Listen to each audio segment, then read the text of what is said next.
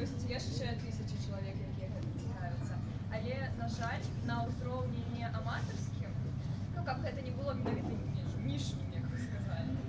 Як гэта можна распаўсюджваць, таму што, так, там, студэнты з Мінску могуць ездзіць па вёсках, але узгадваючы ўласны нейкі досвед, у маёй вёсцы на 5 вуліц, калі мне было 13, яшчэ працаваў вясковы клуб. Калі мне было 16, я выносіла з зачыненага клуба рэшткі музея народнага побыту.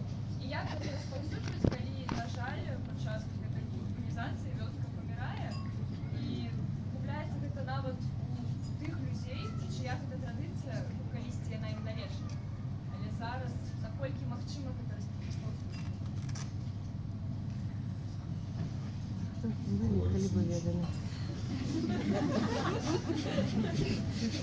Ви маєте розповсюдження чого?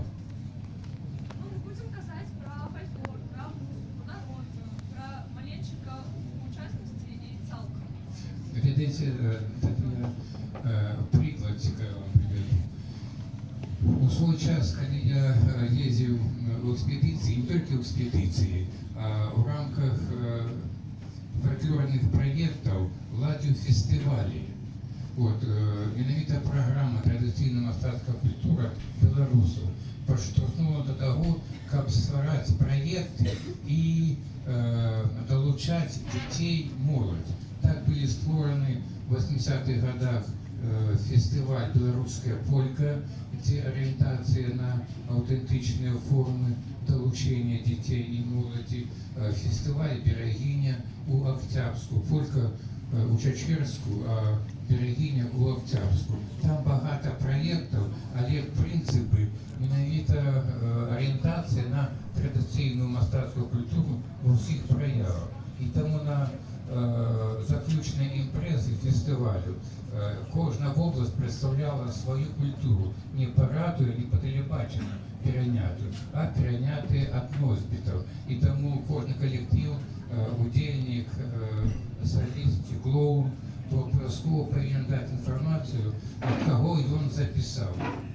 Носьбита, в этой границі, яку він виконує. Але тепер проблема вёски зникают, и нема детей в школах, нема детей, по несколько человек, и закрываются школы, возят на автобусе, вот скажем, Мёрчинская школа, там, где працуют телеидеи, так само коллектив «Берегиня», на подставе моих опытов, практики, стал национальный фестиваль «Берегиня». Так вот, в эту вёску привозят детей 17 вёсок.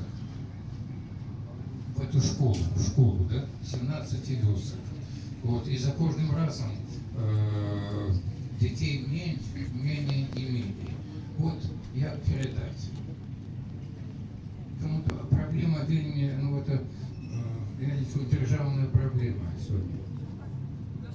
Рожать детей. Я могу сказать, Хасонской вёской и Столинской вёской. Ну, коли вы говорите про конкретно вашу вёску, про вашу бабулю дедулю, да, машина, там процессы уже зашли недалеко не поворотно, но в целом, ну, по среднеевропейским формате мы их, конечно, можем изловить. В отрезне от голландцев, скажем, або бельгийцев, они уже ничего не говорят. А вот хотели все, потому что вёска не осталось. А по-другому я вот это слово уже уживал, что возникает такая новая з'ява, которой нас не учили, которая не учат в университетах культуры и не учат именно этих, что в университетах факультетах это анимация народной культуры.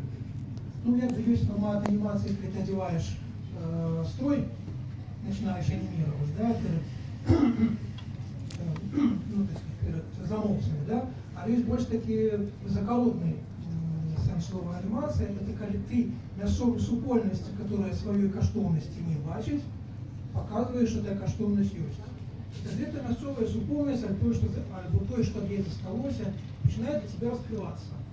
Бабах, я не буду это фотоздымки, и кажут, а вот есть записи в городе, записывал там внук, а вот есть еще человек, который помнит то и то и то, такое бывает, отбивается при умове, что вы включили этот специфичный механизм анимации. Да? Показали, что приехал человек с города, пробрался на хорошей машине, и этой ерундой интересуется.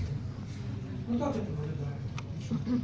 А значить, може бути не така ерунда, а ще не приїхав за свої гроші, ще свій бензин заплатив, і командировочної нема, а може бути це буде коштовна річ, і така корова нужна самому, що називається, да? Ну, такий формат працює. Я не хочу сказати, що не рятує традиційну культуру, да? А він дає ніяке поле для діяльності, мені здається.